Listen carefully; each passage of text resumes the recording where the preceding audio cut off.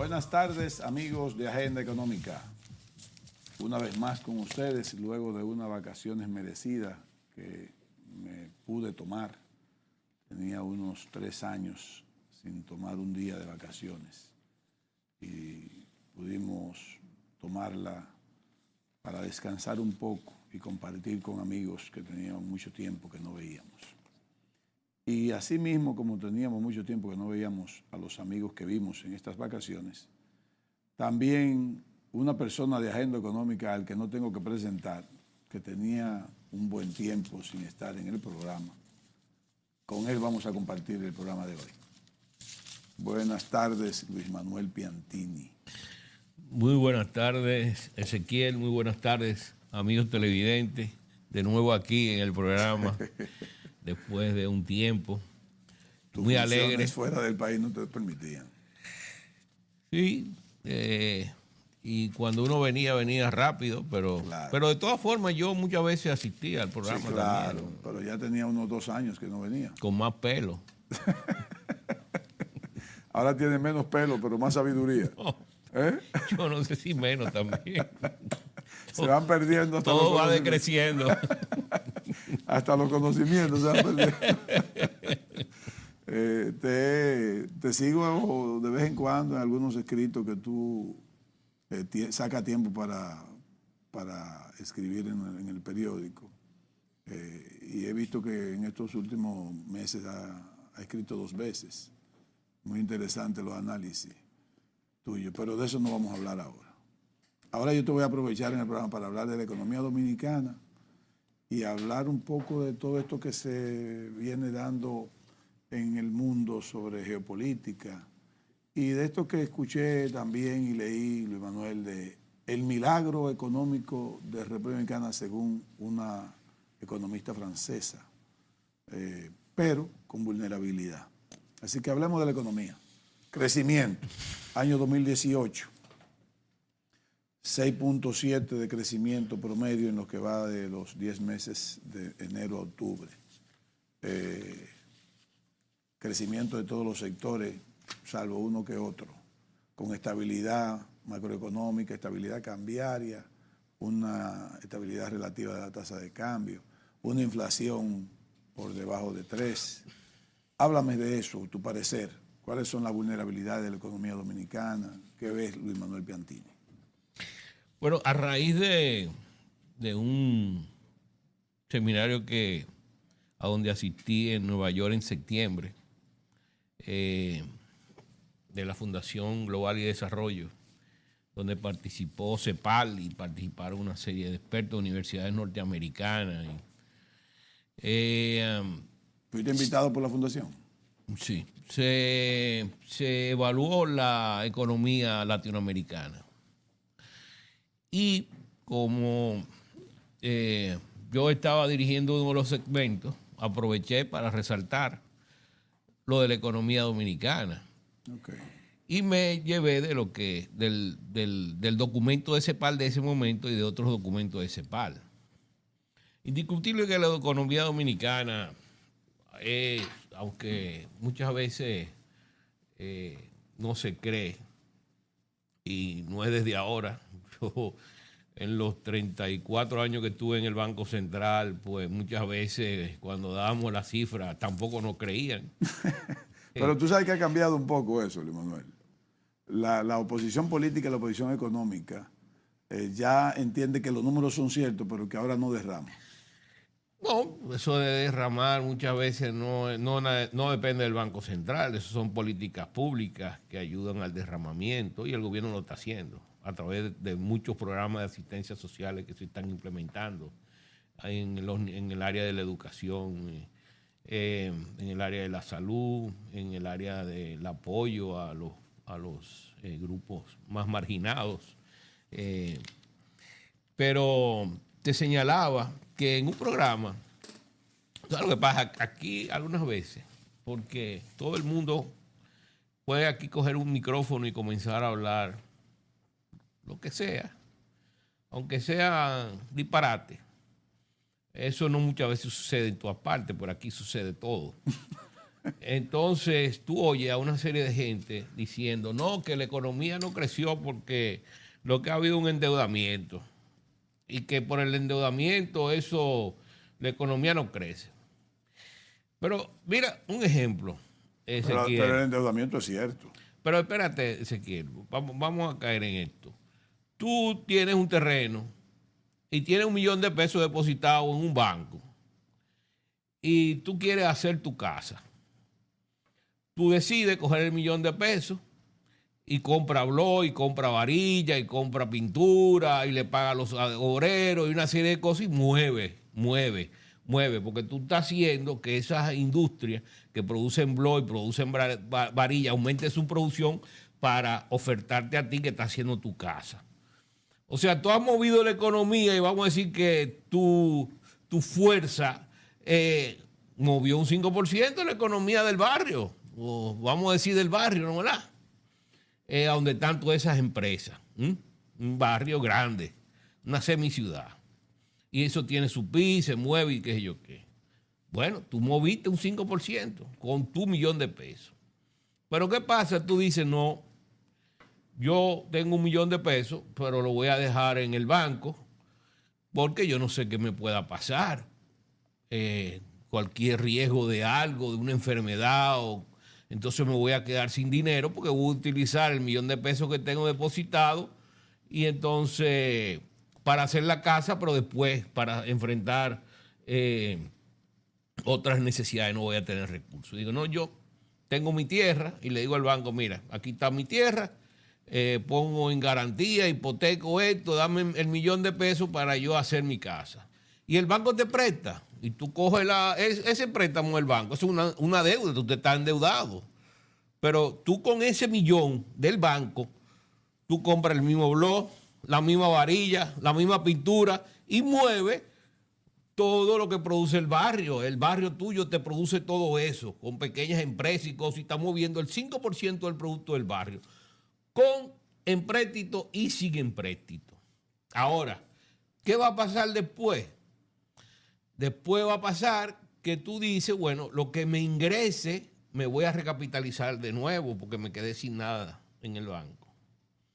O lo que me ingrese va a ser para pagar las cuotas del préstamo. Pero eso es para después. En este momento tú has creado una economía que aumentó un 5% la economía de tu barrio con préstamos o sin préstamos. No tiene nada que ver. La restricción tuya te lo va a dar el futuro, tu capacidad de generar ingresos para pagar ese préstamo. Si tú lo pusiste en un bien productivo, ¿por qué? Porque tú pagabas un alquiler por esa casa que te costaba, qué sé yo, $1.000 mensuales. Y esos $1.000 mensuales tú lo vas a pagar en cuotas en vez de pagarlo en alquiler. Porque ya no tienes que pagarle al tipo, al que te estaba alquilando. Ahora, eso, tú tienes los ingresos para pagarlo. Ahora, si se coge un dinero y tú empiezas a hacer fiestas y después no tienes forma de cómo pagar ese préstamo, eso es otro. Todo depende del destino del préstamo. ¿Qué te genera de ingreso ese préstamo para tú poder pagarlo? Sí, el país se ha ido endeudando, pero no a las velocidades que se han endeudado otros países del área. Eso es consuelo de tonto. No, te estoy diciendo, en el caso, por ejemplo, de República Dominicana, el endeudamiento externo, no llega al 30% en dólares. Debe estar por encima, por alrededor del 26%. El resto... 29. 29. No, creo que menos. Es pública pero interno. Creo que... El resto es pública pero interno. Público interno, incluyendo el 11% del Banco Central, que hay que incluirlo también, ¿no? Correcto. Pero ese 11% te genera un pago de intereses que no creo que creo que no se está haciendo, ¿no? ¿Verdad?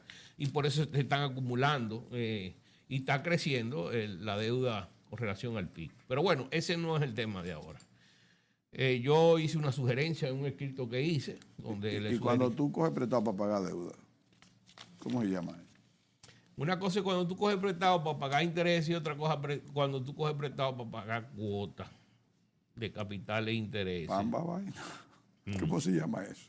Ahora, lo que te estoy diciendo es que por ejemplo, aquí se están cogiendo creo que $1.000 millones para enfrentar la situación de la CDE.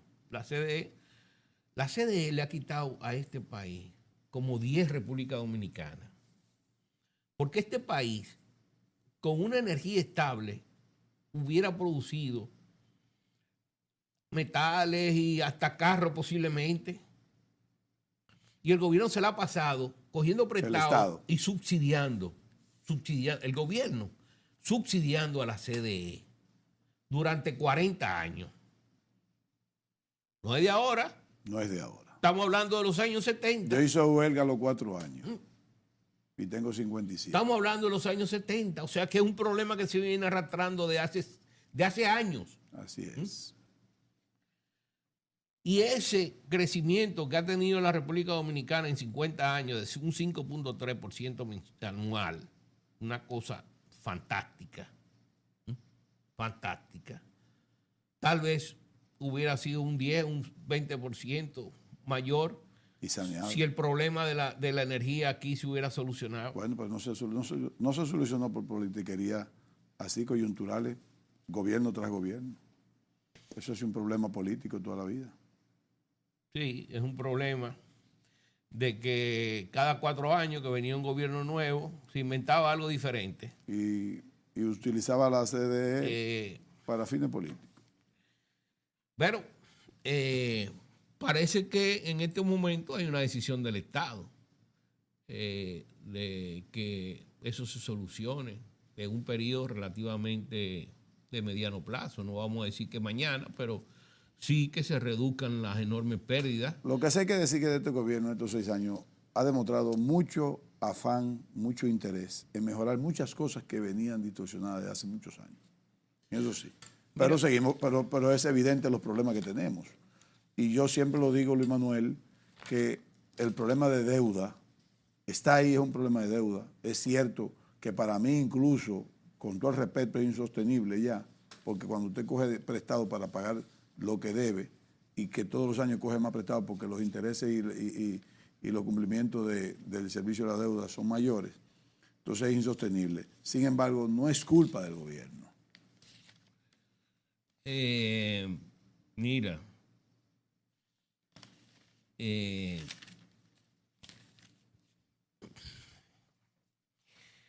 endeudamiento de América Latina, yo lo tenía por aquí. El promedio. El promedio. ¿Tú sabes por dónde anda el de Argentina? 57% y el del Brasil 72% del PIB.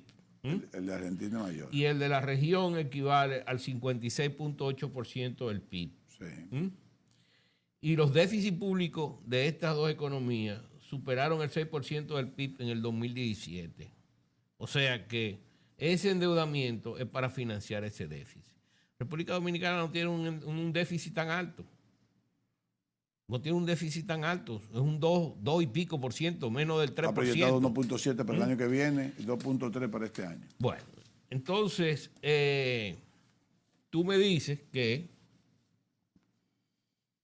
por ejemplo, en México la deuda es del 47%. Es inferior a la regional. Y en el Caribe, la mayoría de las economías del Caribe inglés, las deudas superan el nivel del 95% del PIB, Jamaica y Barbados. Porque esa economía, acabaron con ellas.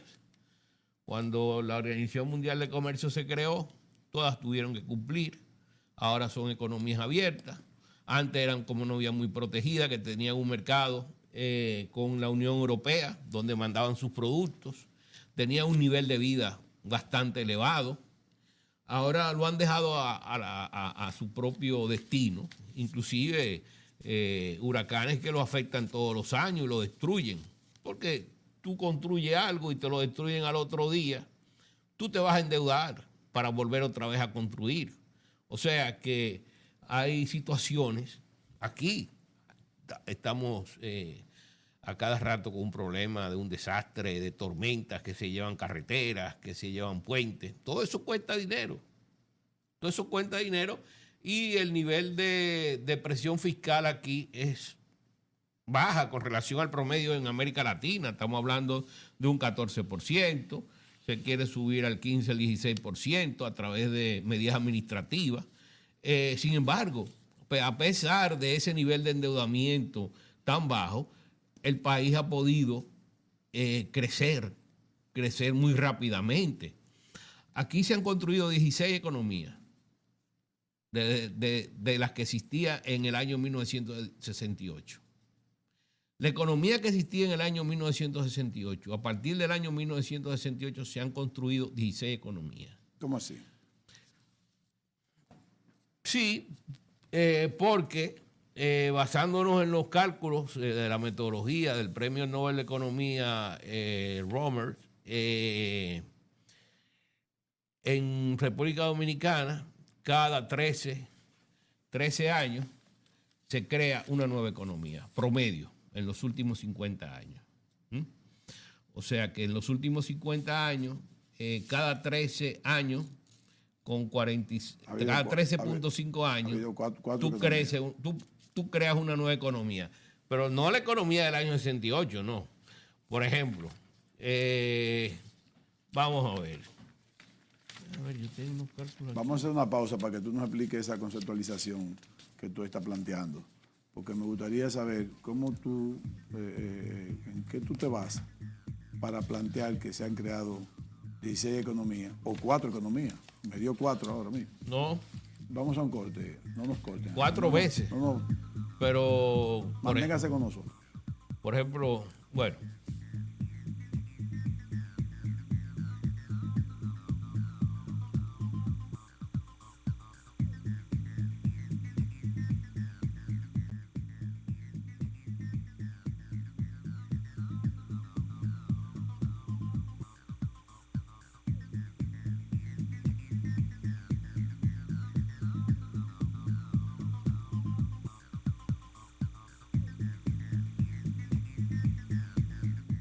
Continuamos nuestro conversatorio con Luis Manuel Piantini en Agenda Económica.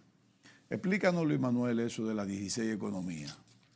Y además yo te voy a poner un elementico más.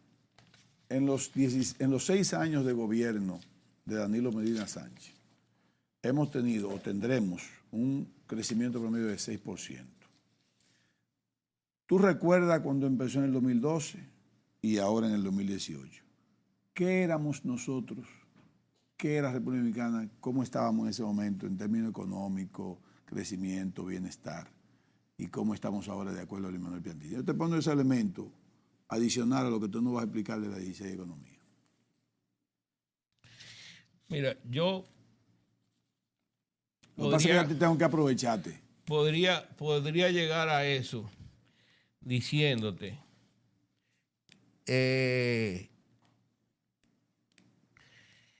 que en los gobiernos del Partido Reformista tú creabas una economía cada 12.24 años, porque tenía una tasa de crecimiento anual promedio de 5.88% en los 22 años.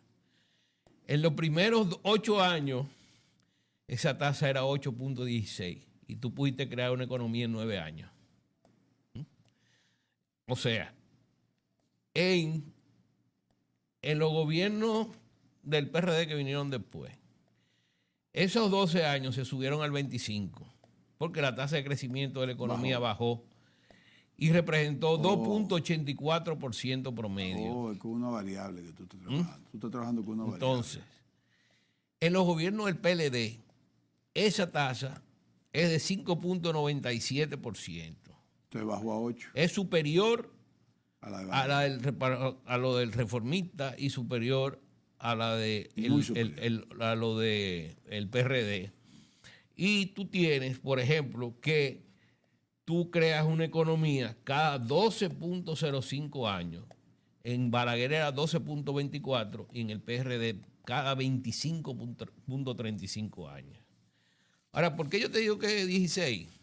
Pero espérate, en el PRD los 4 años de Hipólito fueron todavía menores. No, porque yo te estoy tomando todos los años del PRD. Los 3 periodos. Los 3 periodos. Ok, ya. Por ejemplo, tú lo ayudaste el de don a Hipólito, Antonio fue 4.62. Ahí lo ayudaste a Hipólito, ahí. El de don Antonio fue 4.62. Ahí tú tendrías que crear una economía a los 15 años y medio. Sí. El de Jorge Blanco fue 1.82 en los 4 años. Sí. Serían una economía cada 40 años. Sí. Y Hipólito Mejía fue 2.07. O sea que creara una economía cada 35 años. Exacto. Entonces, por eso es la importancia de tú ves cómo, ¿no, verdad? Tú tienes que ver estos análisis para tú saber en base a políticas aplicadas. Oye, eso es un poco complejo, eso es bueno explicarlo bien, porque la gente no puede entender eso así tan fácil. Lo que tú estás diciendo es que la economía dominicana en gobiernos del PLD con un crecimiento promedio de 6, mira que yo no sabía con lo que tú venías, y te hice esa pregunta del crecimiento promedio de Danilo Medina, que tiene 6% de crecimiento promedio en 6 años. Entonces, Danilo baja a 7.5, según la variable rápida que tú pones ahí. No, 7.5 no. A 7.5 años. ¿El qué? Danilo Medina solo. Te hace una economía en 7.5 años con un crecimiento de 6. En 11.65 años. 11.65 años. Pero si Balaguer era 9 y pico. No, bueno, pero el primer periodo. No, porque el primer periodo que del tuvo crecimiento. En 8. Oye, Balaguer tuvo 5 años creciendo al 11% promedio anual. Sí, claro, con una caña de azúcar buena. No, sí. Pues eso fueron cuando se crearon las zonas francas, la ley de incentivo turístico, claro. las presas de Valdés, no Falcon Bridge, Rosario. Arrancó de cero. Bueno, pero todo eso fueron una reforma que te dieron un impulso a la economía que te creció durante el periodo 69-73. Pero eso incluye, 11%. Eso toma en cuenta la inflación. No, esto es crecimiento. No, está bien, de está volumen. bien, pero espérate, en esa variable que tú haces, esa ecuación, es una ecuación. No, pero esto no, esto es en base a crecimiento solamente real. Crecimiento. Eso es crecimiento real. Porque Balaguer creció mucho en el 86-90. No, pero en el 86-90 se cayó, porque ese crecimiento que él tuvo, mira, en el periodo... Porque interesante está eso. En los 8 primeros años de él, creció un 8.16. Sí. Y después en el periodo 87-90 creció 2.80. Sí, pues. 2.80, o sea, un desastre que fue cuando la economía cayó un 5.5% en el 90, que fue el año de mayor caída que tuvo la economía. Pero todo esto depende, ¿no?, de la salud de las políticas que tú apliques, ¿no? ¿Verdad? Porque ahí que tú te das cuenta en estos gobiernos por qué en base a esta tasa de crecimiento, qué fue lo que pasó en ese periodo. Los años 80 fueron años desastrosos. O sea, ya a partir del año 81, la economía dominicana cayó en cesación de pago afuera. Colapsó.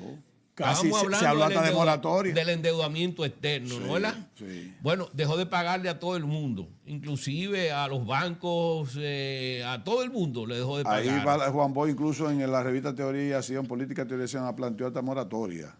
No es que hubo moratoria, es que no hubo pago. No, es pero que hubo pago una moratoria y hasta... oficial. Bueno, fue México en el año 82 que declaró cesación de pago. Correcto. Y ahí cayó el andamiaje de todo el sistema. Que tuvo que cedió que pagarla, ¿no? Y cayó entonces lo que se habla de la... 20.000 millones de dólares. De la década perdida de América Latina, que fue en la década de los 80, donde en este país no se vino a recibir un crédito de bancario, sino hasta el año 94, cuando volvió otra vez a restablecerse las relaciones con la banca internacional, desde el año 81. O sea, desde el año 81 hasta el año 94, 13 años sin crédito bancario donde no había prácticamente, donde se habían cerrado todas las fuentes de financiamiento. De hecho, se tira mucho dinero inorgánico. Sí, y cuando habían acuerdos, por ejemplo, el acuerdo con el Fondo Monetario en el año 85, eso 84. Sí financió en el 85. El del 85 se financió con recursos de la AID, donaciones de la AID. La mayoría eran donaciones. Bueno, el FMI fue 84. No, 84. En el 84 hubo lo que se llamó Acuerdo Sombra. Exacto. Que fue... Que provocó la poblada. La poblada, pero en ese momento no había acuerdo con el fondo. Lo que pasa es que el gobierno dejó de aplicar una serie de medidas que tenía que aplicar y comenzó y aprobó un presupuesto desarrollista cuando estaba en un programa financiero con el Fondo Monetario para el año 84. Ese programa venía desde el año 83, era por un periodo, una extend facility, como se le llamaba, una extensión ampliada de facilidad. Y eso era por 2 años, 3 años, no recuerdo.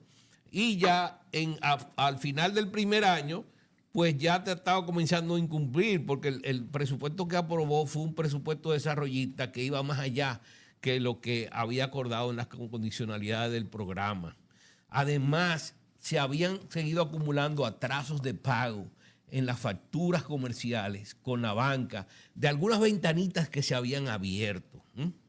Entonces, eso trajo definitivamente el cierre del acuerdo en ese año con el Fondo Monetario. Ellos se fueron y el país se quedó sin ningún tipo de apoyo financiero internacional. Y ahí se dio cuenta el gobierno que tenía que acudir de nuevo. Entonces fue cuando comenzó a aplicar una serie de medidas que no había aplicado, que inclusive era una serie de ajustes en precios, porque acuérdate que los precios estaban controlados, todos los precios en aquel momento, muchos de los servicios y de los precios públicos estaban controlados y muchos de los bienes que se producían eran bienes públicos de monopolios, inclusive aceite y todo eso, ¿no? Arroz y todo. Y cuando eso se liberó o se decidió aumentar, ahí hubo la poblada. Okay. Pero después se entró en un nuevo acuerdo que yo podría hablar después. Hasta me robaron un maletín con el borrador del acuerdo viniendo de Washington en el aeropuerto de Miami. Me llevaron el maletín y ese era el borrador del acuerdo. ¿Ya eso con Balaguer? No, eso fue en el 84 a finales. Ah, ok, ya. Sí. El mismo 84. En el 84 a finales, en diciembre, en plena Navidad. La gente tal vez ahí pensaban que era cuarto que había en el maletín.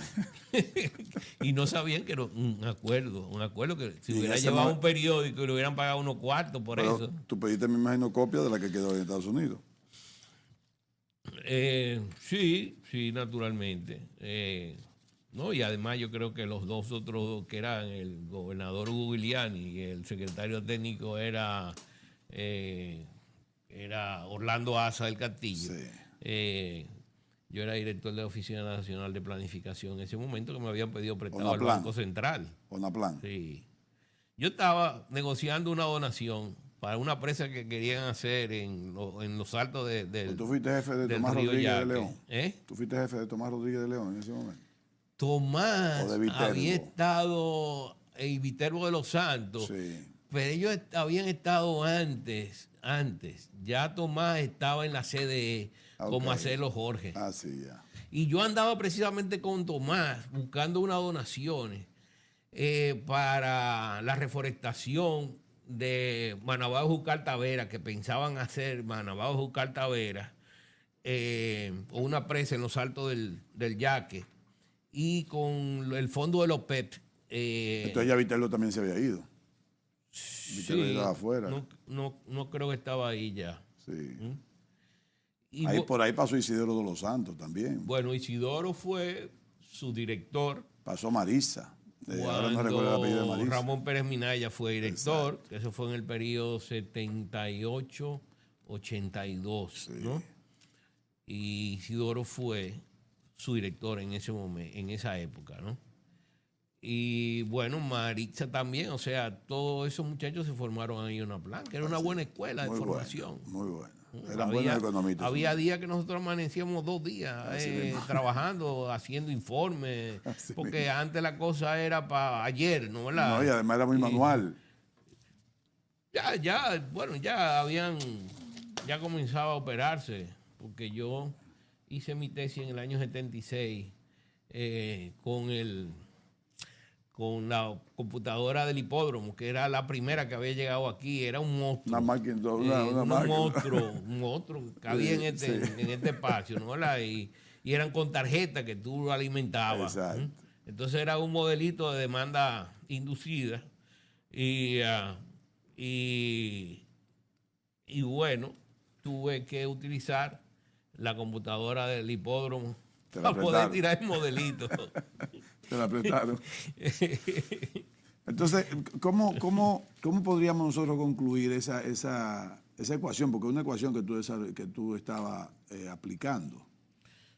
Sí. Pero ¿cómo se toma rápidamente, Luis Bueno, Manuel? por ejemplo, mira, a partir del año 68, cuando Balaguer tomó las medidas, ¿no? De zona franca, incentivo industrial y turístico, todo eso, ¿verdad? Se crea una nueva economía. Eso es por un periodo de promedio, un periodo de 9. Es un crecimiento anual del 9.2%. A ver, espérate, pues yo había escrito algo aquí, entonces no quiero que se me...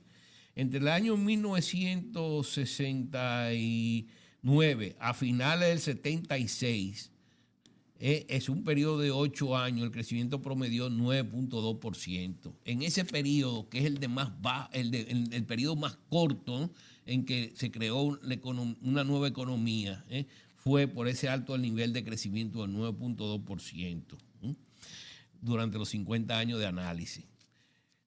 ¿Qué pasa? Que tú en el año 76 tenías una economía el doble de la que había en el año 68. La del año 68 tú la has multiplicado por 2. Ahora, del 77 ahí no es hasta el 95, un periodo de 19 años después, o sea, 10 años más, cuando se crea la nueva economía, porque se cae el crecimiento anual del producto. O sea, hubo un estancamiento. Se cae del 9.2% de crecimiento promedio anual al 3.8% de crecimiento promedio anual. Y se expande el periodo de creación de una nueva economía. O sea que en el año 95 tú habías creado una economía igual a la que existía en el año 77, pero 4 veces mayor a la que existía en el año 68.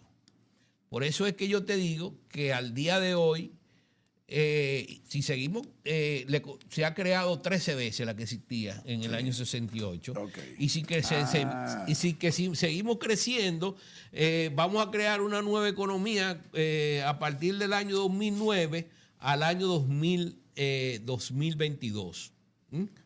Pero una cosa, cuando tú tienes un periodo de crecimiento alto, diríamos, del 8%. Mientras más alto se te reduce, exacto, el periodo. Del 8%, donde tú tienes entonces el periodo de reducción de una nueva economía. Perfecto. Pero cuando ese periodo de alto crecimiento y a su vez donde es menor el periodo para crear una nueva economía, se interrumpe y hay un decrecimiento, o por lo menos un crecimiento muy bajito, ¿qué tanto le afecta a la economía misma, que creció o que varió? Me explico. Por eso, o sea, te digo. el ponerse, por ejemplo, vamos a decir, el parque vehicular obsoleto, ¿qué tanto nos cuesta eso después? No, por eso te digo que, por ejemplo, un crecimiento que venía creciendo para un periodo de 12 años, durante los 12 primeros años de, vamos a decir,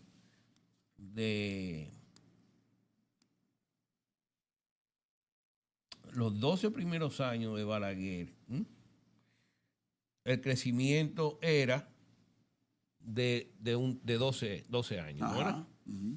Ahora, ¿qué pasa? Que en el periodo que entra don Antonio y después con Salvador, ya eso sube por la caída que correcto. hay en la tasa de crecimiento. Correcto. Entonces, la economía tiene que hacer un esfuerzo mucho mayor, pero no puede. Su potencial ha bajado. Te entiendo. Su potencial ha bajado y en vez de hacerlo en 12 años, en el periodo de Salvador, si sigue esa tasa de crecimiento, lo haríamos en 40 años. Okay. Entonces, después que se toman las medidas del 91, que el potencial de crecimiento de la economía aumenta, se liberan los mercados y entonces hay más inversiones, que entonces aumenta el crecimiento de la economía. Yo lo digo que esa ecuación, tú me dijiste que la sacaste de un premio Nobel.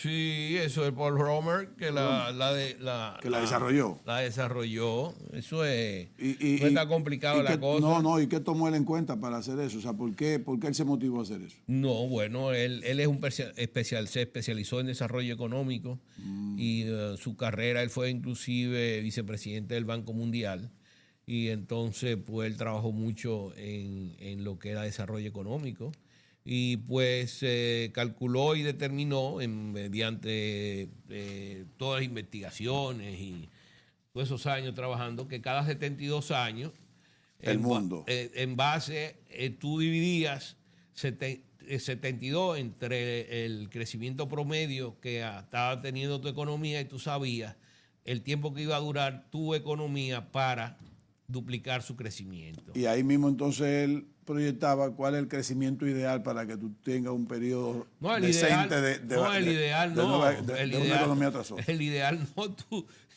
en base a tu crecimiento ya tú sabes cuánto es que vas a durar para poder. Bueno, pero debe tener proyección. Debería ser lo más, el de China. El de China, Sí. que en No, lo que quiero decirte que de 20 años ha explotado y ha sido la segunda economía Está mundial. bien, pero para ahora. no hacerlo simplemente como un diagnóstico, buscar un pronóstico. O sea, yo te busco un diagnóstico para luego tener un pronóstico, porque si no tiene ningún sentido. No, esto es lo que te dice, en base al análisis que uno ha hecho, ¿no? Por cómo se ha ido creando, Sí. es que una economía, mientras más regulada esté, más baja su potencial de crecimiento. Y o sea, su tasa de crecimiento anual. Y mientras más reformas tú haces, que aumenta su competitividad, su productividad, se integra en los mercados, se abra la economía, una economía esta como que es tan pequeña, para poder crecer a niveles altos tiene que estar muy integrada con el mercado externo, internacional, ¿no? El sector turístico también ha sido un gran apoyo. Y las remesas de los dominicanos también que vienen, eso es un gran estímulo. La estabilidad. Y hemos tenido suerte en algunas cosas. Por ejemplo, cuando la economía, la crisis económica mundial estaba a su nivel más alto, 2009. que era 2008, 2009-2010. Sí. Ahí vino el terremoto de Haití, y el terremoto de Haití te introdujo una serie de recursos financieros a Haití que te aumentó las exportaciones dominicanas y te compensó la caída que hubo de otros mercados. Mantente ahí para el próximo segmento. Está bien, quiero que no pierda el hilo. Quédense con nosotros.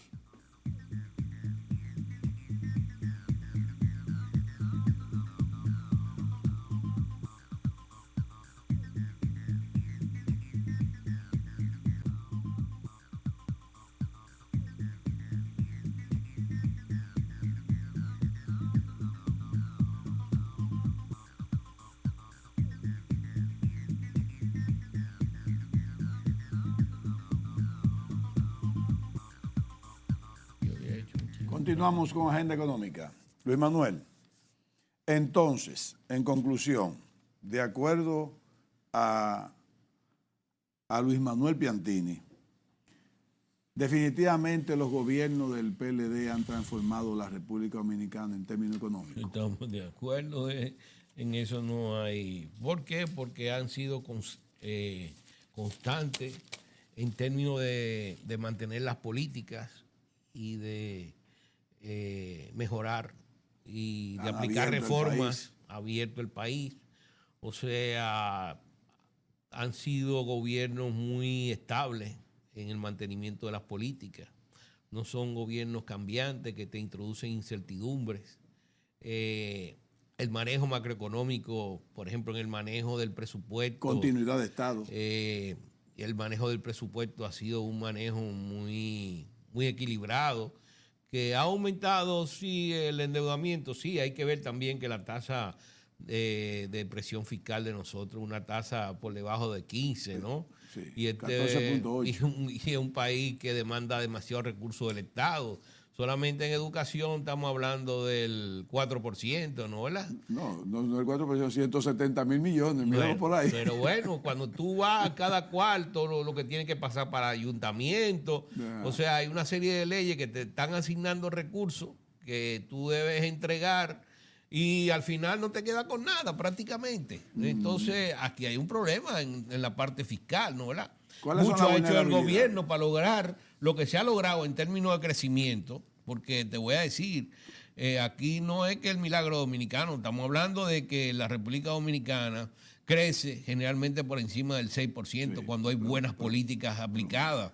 Y eso lo demuestran aquí las tasas de crecimiento anual de todos estos años, ¿tú me entiendes? Cuando hay estabilidad y hay buenas políticas y reformas que mejoran la fluidez de los mercados, pues te aumenta la economía. Tú dijiste que ha habido algo de suerte, pero ¿cuáles son las vulnerabilidades que tú les ves a la economía dominicana en el futuro? Bueno, no, mira, la República, nosotros, en base a esa estabilidad que ha habido, nosotros estamos trayendo capitales, mira, de Venezuela. El desastre que hay muchos venezolanos que han invertido aquí.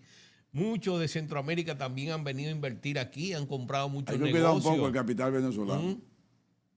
¿Cómo? Hay que cuidar un poco la entrada del capital venezolano. No, está bien, pero tú ves muchos centros comerciales y tú ves, bueno, hay inversiones, yo no sé. Tú te estás riendo, pero yo nada más te estoy diciendo que son capitales que están ingresando. Comentario al mar. Y bueno, muchos capitales de españoles en el sector turístico también. Los americanos que antes no se sentían con temor porque las políticas aquí eran muy inestables. Claro. No había tanta seguridad jurídica. Están más inclinados a invertir en el país también, ¿no? ¿Verdad? Pero ¿cuáles son las vulnerabilidades que tú les ves? Bueno, las vulnerabilidades que hay es que nos volvamos locos y comencemos a inventar y a cambiar las políticas. Eso puede darse si hay un cambio en términos de o sea, debilidad institucional. Bueno, debilidad institucional y que vengan y aquí hay elecciones cada 4 años y que dentro de la próxima venga y va a haber un cambio y el que venga digo, no, esto de política no va, esto vamos a cambiar. Y te puede crear un problema, ¿no? ¿Verdad? Porque no hay continuidad en la política de Estado. Aquí hay... O sea, lo que conviene es que el PLD siga en el poder. Porque yo estoy de acuerdo con eso. Bueno, hasta ahora tú ves cómo ha sido el comportamiento, pero son los números que dicen, no soy yo. Pues, no es Luis Manuel Piantini. Tú ves los números, eso es lo que te dice el número, ¿verdad? Lo saludable que ha sido la permanencia del PLD en el gobierno. Ahora hay que mejorar la institucionalidad, hay una serie de cosas que reclama la población que también hay que hacerlo, ¿no? ¿Verdad? ¿Que no hay cuarto? ¿Que no hay cuarto? No, cuarto y además una serie de problemas institucionales y que hay que resolver, ¿me entiendes? O sea, y todos los días hay el problema de Haití. Tal vez nosotros tenemos un costo muy grande con Haití, ¿tú me entiendes? Es un peso que le representa a este país. Se vislumbra, no se vislumbra ninguna solución al respecto. Es un peso que le representa a este país, un peso, un gasto social muy pesado, ¿tú entiendes? ¿No? Y eso es una solución que hay que enfrentar. Hay que enfrentar la situación de la frontera. Se ha planteado desde hace mucho tiempo que se debe colonizar eso ahí. Dar facilidades para que hayan empresas nacionales, para que se creen pueblos, poblaciones ahí en la frontera, de tal forma que se vaya poblando eso de dominicanos. Porque el problema es cuando tú dejas eso de poblado, ahí se comienza... Una balcanización. Así fue que surgió Haití. Cuando se despobló la parte oeste y la parte norte. Y ahí comenzaron... En el año 2006, cuando empezó este programa, yo recuerdo que uno de los primeros programas que se hizo en Agenda Económica, se mencionó al Estado haitiano como un Estado fallido. Oh, pero sí, yo escribí un artículo en el 2004 con relación a eso. Y tú mencionaste como un Estado fallido Haití. Sí. En el 2006, en este mismo programa. Hay un periódico, El Hoy, me publicó un artículo a 2 páginas enteras hablando de Haití, Estado fallido. Sí. Y ahí yo planteaba el enfrentamiento que nosotros teníamos con ese país. Y no ha mejorado. Sigue igual. Si era fallido para ti en el 2004, ¿ahora qué te parece? No. Creo que es una etapa superior a fallido. No, porque cada vez... ya no es un Estado. No, porque cada vez la situación se va complicando más, ¿tú me entiendes? Exacto. Hay mayor población, mayor demanda, insatisfecha, ¿no? Mayor riesgo para nosotros. Y por tanto hay menos control, mayor riesgo para nosotros. ¿Tú estás de acuerdo con el muro? ¿Con? El muro físico.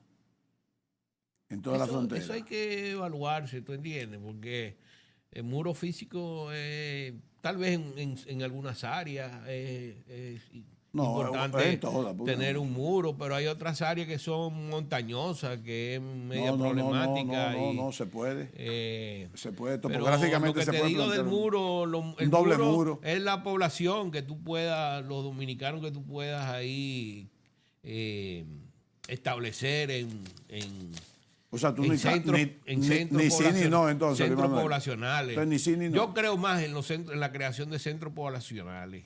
Pero podemos darle hacer facilidad. Y, por ejemplo, lo que están... Pero podemos hacerlo igual, muro con esa idea tuya. Lo que están proponiendo una serie de empresarios dominicanos de crear zonas francas a todo lo largo de la frontera. ¿Tú recuerdas un programa del 2012 que yo vine de la frontera y yo dije que había que crear microeconomía en todo el largo de la frontera? Eso es lo que hay que hacer ahí. Porque estamos dejando y que este país tenía que entender que ese no era el patio, sino la puerta. Eso es lo que hay que crear. Hay una zona que posiblemente hay que poner su muro. Hay otra zona en la que hay que poner muro de gente que la pueblen. Exacto. Pero lo que estamos de acuerdo, por lo menos estoy de acuerdo yo, en que haya microeconomía, pero con muro físico.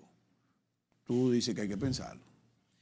Lo que yo te digo es que hay soluciones que son mucho más viables. Por ejemplo, si tú das facilidades la más rápida es el muro a las físico. empresas para que vayan y se instalen allá, a poblaciones, para que se instalen allá. Por ejemplo, los militares dominicanos, ¿qué es lo que están defendiendo? Lo único que nos defienden a nosotros es de esa frontera. Porque, y del narcotráfico. Después, ¿qué más? ¿Qué más es lo que van a defender? Aquí no estamos peleando con nadie. Entonces, eso es a donde hay que dirigirse.